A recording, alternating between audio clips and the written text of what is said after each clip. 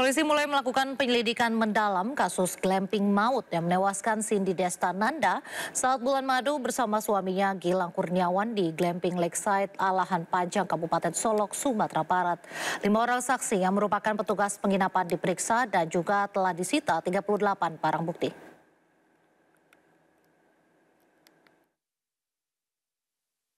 Tim kepolisian Polres Arosuka, Solok terus menyelidiki kasus kematian Cindy Destananda, usia 28 tahun yang tewas saat menginap dengan suaminya, Gilang Kurniawan, usia 28 tahun di glamping Lakeside, Alahan Panjang, Kabupaten Solok, Sumatera Barat. Gilang sempat kritis dan dirawat di rumah sakit karena diduga alami keracunan gas saat menginap di glamping. Namun sayangnya korban tidak buat laporan polisi sehingga tidak bisa dilakukan autopsi. Namun penyelidikan tetap dilakukan melalui LI atau laporan informasi. Polres Arosuka Solok berupaya semaksimal mungkin untuk mengetahui penyebab kematian korban. Hal ini nantinya akan merujuk dari hasil rekam medis terhadap korban yang selamat. Sementara penyidik juga alami kendala karena untuk suami korban juga belum bisa dimintai keterangan dan masih dirawat di rumah sakit. Dari keterangan Kasat Reskrim Polres Arosuka Solok dalam tahap penyelidikan tidak hanya mencari penyebab kematian, tetapi ada atau tidaknya unsur kelalaian yang dilakukan oleh pengelola glamping atas kematian korban. Jika terbukti adanya unsur pidana, maka pengelola penginapan bisa dikenakan Undang-Undang Perlindungan Konsumen. Masih melakukan penyelidikan terkait peristiwa tersebut. Namun apabila kami menemukan adanya kelalaian dari pihak penginapan, tentu kita akan melakukan proses lebih lanjut sesuai dengan hukum yang berlaku. Dari hasil olah tempat kejadian perkara, saat ini pihak kepolisian dari Polres Arosuka sudah menyita 38 barang bukti, termaksud sisa makanan, water heater, dan tabung gas LPG 12 kg. Polisi juga telah memeriksa 5 orang saksi yang merupakan petugas dari penginapan glamping Lakeside tersebut, serta memasang garis polisi di sekitar tempat kejadian perkara. Hanya karena tawaran pekerjaan sebagai buruh ditolak oleh korban, seorang pria menganiaya teman kerjanya dengan senjata tajam di Goa, Sulawesi Selatan. Akibatnya korban kritis dan harus dilarikan ke rumah sakit. Haruna Daeng, 59 tahun ini, harus menjalani perawatan intensif di IGD Rumah Sakit Umum Daerah Syekh Yusuf, Kabupaten Goa, Sulawesi Selatan. Korban mengalami luka berat akibat dianiaya teman kerjanya Marzuki, 45 tahun dengan senjata tajam. Peristiwa berawal saat korban bermain kartu di sebuah pos ronda di Jalan Bate Salapang, Sombu, Opu, Kabupaten Goa. Pelaku datang menemui korban sambil menawarkan pekerjaan sebagai buruh bangunan. Namun karena menolak tawaran, pelaku emosi dan membacok korban hingga korban harus dilarikan ke rumah sakit. Polisi yang menerima laporan langsung meringkus pelaku di rumahnya di Sombo, Opu, Goa. Petugas juga menyita sebilah senjata tajam sebagai barang bukti. Hasil interogasi awal kami, itu motif awalnya itu diduga pelaku ini sakit hati dengan perkataan korban yang mengeluarkan kata-kata tidak senonoh sehingga pelaku langsung mengambil parang dan membacok korban. Kasus penganiayaan kini dalam penanganan unit Cadanras Satreskrim Polres Goa, Sulawesi Selatan. Dari Kabupaten Goa, Sulawesi Selatan, Bukma iNews melaporkan. Polisi tetapkan Herianto sebagai tersangka dalam kasus pembunuhan dan pemerkosaan karyawati minimarket di res area kilometer 72 Tol Cipularang, Purwakarta, Jawa Barat. 2 orang teman Herianto masih berstatus saksi.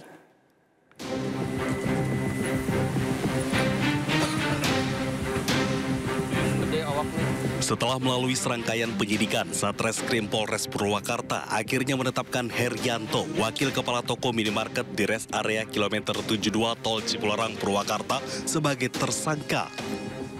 Karena telah terbukti membunuh dan melakukan kekerasan seksual terhadap bawahannya, Dina Oktaviani. Sedangkan 2 orang lainnya yang turut diamankan polisi karena membantu saat membuang mayat masih berstatus saksi. Karena dalam penyidikan sementara keduanya belum ditemukan keterkaitan dalam kejahatan yang dilakukan tersangka. yaitu tersangka yang merupakan pelaku utama, ya, dan yang 2 orang lainnya saat ini kami masih dalam proses penyidikan lebih lanjut. Apakah ada perbuatan melawan hukum yang dapat diterapkan ataupun dikenakan sanksi kepada yang bersangkutan, ataukah hanya sebagai status sebagai saksi? Ini masih... Berdasar hasil olah TKP di rumah pelaku dan di lokasi pembuangan mayat korban, diketahui kejahatan pembunuhan dan perkosaan dilakukan di rumah pelaku. Pelaku kemudian meminta bantuan rekannya untuk membuang mayat di Jembatan Merah Sungai Citarum Jatiluhur, Purwakarta. Dari Purwakarta, Jawa Barat, Irwan Saputra, Ayjus melaporkan. Satu sekolah bergejolak karena kepala sekolah main tangan ke siswa yang diduga merokok di sekolah. Teman-teman menuntut kepala sekolah dicopot, sementara orang tua murid mengancam lapor polisi.